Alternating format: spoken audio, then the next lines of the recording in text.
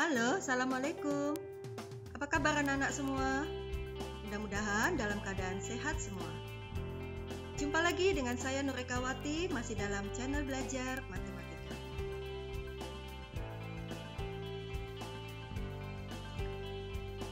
Di video kali ini, kita akan belajar bab relasi dan fungsi. Khususnya, kita akan membahas apa itu yang dimaksud relasi dan bagaimana cara menyatakan relasi.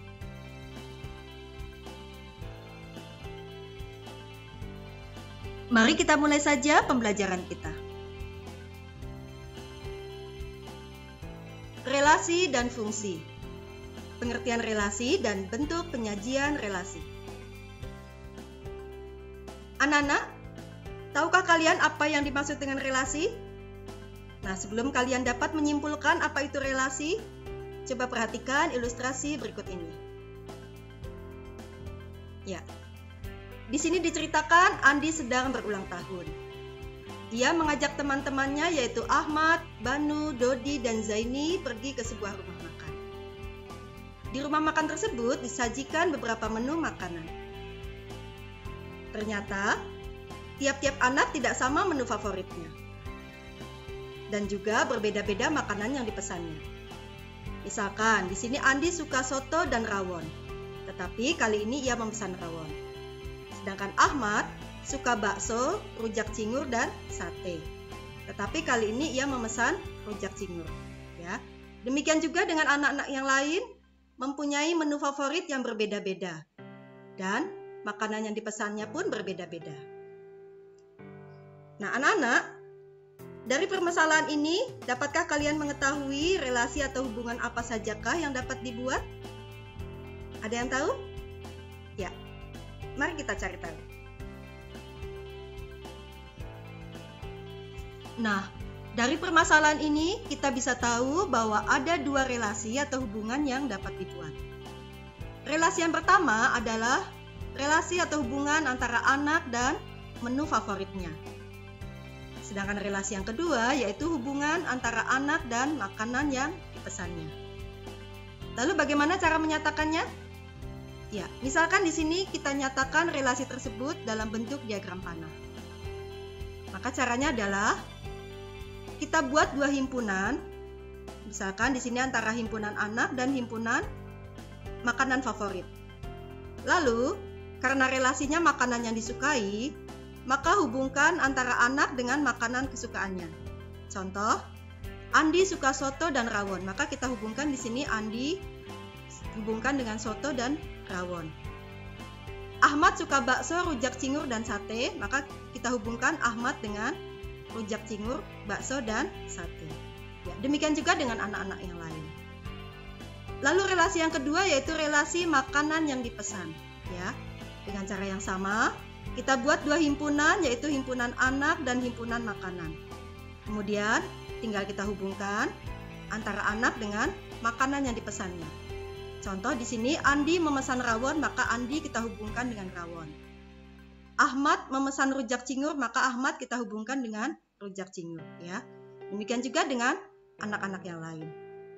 Nah, anak-anak, itulah yang dimaksud dengan relasi. Ya, sudah paham belum? Mudah-mudahan bisa dipahami. Nah, anak-anak, dari permasalahan yang telah kita bahas tadi, kita dapat menyimpulkan pengertian relasi. Jadi, aturan yang menghubungkan antara unsur-unsur dari dua himpunan secara matematis biasa disebut dengan istilah relasi. Relasi antara dua himpunan, misalnya himpunan A dan B, merupakan aturan yang memasangkan anggota-anggota himpunan A dengan anggota-anggota himpunan B. Ya, itulah yang dimaksud dengan relasi. Selanjutnya kita akan belajar bagaimana cara menyatakan atau menyajikan relasi. Relasi dapat dinyatakan atau disajikan dengan tiga cara yaitu diagram panah, diagram kartesius, dan himpunan pasangan berurutan. Bagaimana langkah-langkahnya dan bagaimana cara membuatnya? Mari kita ikuti contoh berikut. Contoh 1. Hasil pengambilan data mengenai pelajaran yang disukai oleh 5 siswa kelas 8 diperoleh seperti pada tabel berikut. Ya, di sini ada tabel antara nama siswa dan pelajaran yang disukai. Nah, dari data tersebut, sajikan relasinya dalam 3 cara, yaitu diagram panah, diagram kartesius, dan himpunan pasangan berurutan. Mari kita jawab soal ini. Ya. Yang pertama, kita akan membahas bagaimana cara menyatakan relasi ini dalam bentuk diagram panah. Maka caranya adalah, pertama, kita buat dulu 2 himpunan, yaitu di sini himpunan antara nama siswa dengan himpunan pelajaran yang disukai. Ya, kita tulis dulu anggotanya. Kedua himpunan ini bisa kita nyatakan dalam bentuk kurva sederhana.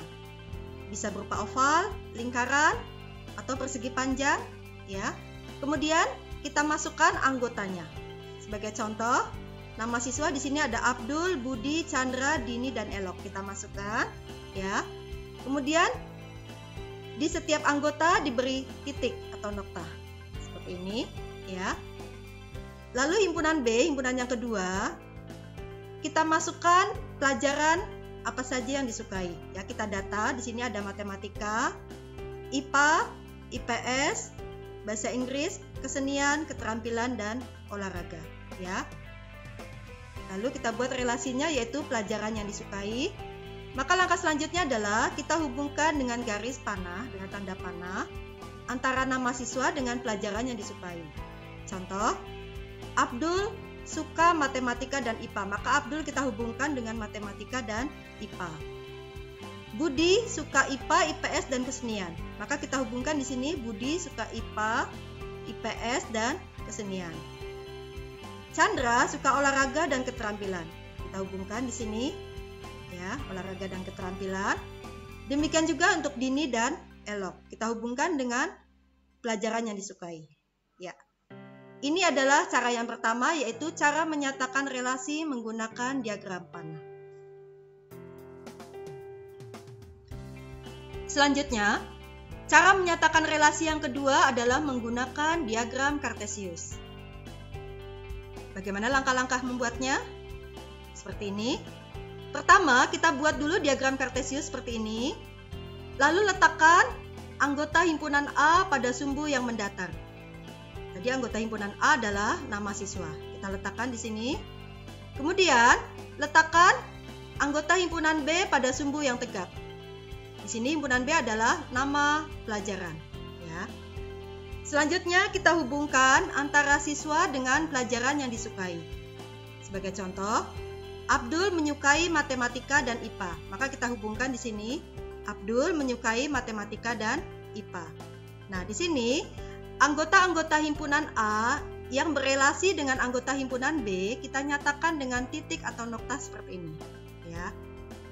Selanjutnya misalkan Budi menyukai IPA, IPS, kesenian. Maka kita hubungkan di sini Budi menyukai IPA, kita beri titik di sini IPS dan kesenian, ya. Demikian juga Chandra menyukai olahraga dan keterampilan, kita hubungkan. Kita nyatakan dengan titik atau nokta relasinya. Demikian juga untuk Dini dan Elok, ya. Itulah cara menyatakan relasi yang kedua menggunakan diagram kartesius. Lalu cara menyatakan relasi yang ketiga adalah menggunakan himpunan pasangan berurutan. Ya. Caranya adalah kita hubungkan masing-masing anggota yang berelasi. Pertama, kita buka dulu dengan kurung kurawal. Lalu kita hubungkan, misalkan Abdul menyukai matematika, maka kita tulis di sini Abdul, matematika dalam kurung, ya. Kemudian Abdul menyukai IPA, maka kita tulis di sini Abdul, IPA. Lanjut, Budi menyukai IPA, maka ditulis dalam kurung di sini Budi, IPA, dan seterusnya, ya. Di sini dipisahkan oleh tanda koma. Nah, sampai selesai. Lalu kita tutup kembali dengan kurung kurawal, ya. Demikianlah cara menyatakan relasi dengan himpunan pasangan berurutan. Untuk lebih jelasnya tentang cara menyatakan relasi, mari kita masuk ke contoh yang kedua. Nah, pada contoh yang kedua ini kita akan menggunakan himpunan bilangan. Diketahui himpunan bilangan J dengan anggota 3, 6, 9, 12. Dan himpunan bilangan K dengan anggota 0, 1, 2, 3, 4, 5. Jika relasi himpunan J ke himpunan K adalah 3 kali dari, jadi relasinya adalah 3 kali dari, buatlah diagram panahnya. Ya, bagaimana penyelesaiannya? Langkah pertama, kita buat dulu himpunan J dan K menggunakan kurva tertutup sederhana. Seperti ini. Ya, himpunan J di sini. Anggotanya adalah 3, 6, 9, 12. Kita masukkan anggotanya. Lalu di depan anggota kita beri titik seperti ini, ya. Demikian juga dengan himpunan K seperti ini. Kita masukkan anggotanya 0, 1, 2, 3, 4, 5. Lalu di depan anggota kita beri titik. Nah, di sini relasi antara J dan himpunan K adalah 3 kali dari. Nah, maka caranya adalah kita hubungkan anggota himpunan J dan himpunan K yang memenuhi relasi ini. Sebagai contoh, 3 itu 3 kalinya dari berapa? Anak-anak ada yang tahu? Iya, 3 itu adalah 3 kalinya dari 1 ya. Karena 1 kalau dikali 3 hasilnya adalah 3. Ya, maka di sini 3 kita hubungkan dengan 1 menggunakan garis berpanah ya, ada panahnya. Kemudian 6 itu 3 kalinya dari berapa? Ya, betul sekali ya, 6 adalah 3 kalinya dari 2. Karena 2 kalau dikali 3 hasilnya adalah 6 ya. Demikian juga 9, ini adalah 3 kalinya dari 3. Ya, mudah ya. Saya rasa mudah. Kemudian untuk 12 dihubungkan dengan apa? Ya, betul. 12 adalah 3 kalinya dari 4. Maka kita hubungkan 12 dengan 4. Ya. Demikianlah cara menyatakan relasi menggunakan diagram panah untuk soal ini. Baiklah, kita masuk ke contoh yang ketiga. Masih tentang cara menyatakan relasi. Nah, di sini sudah diketahui suatu relasi yang dinyatakan dalam bentuk diagram kartesius. Pertanyaannya adalah, tentukan relasi yang memenuhi dari diagram tersebut, kemudian nyatakan dalam himpunan pasangan berurutan. Ya. Oke, bagaimana penyelesaiannya? Coba kalian perhatikan gambar ini.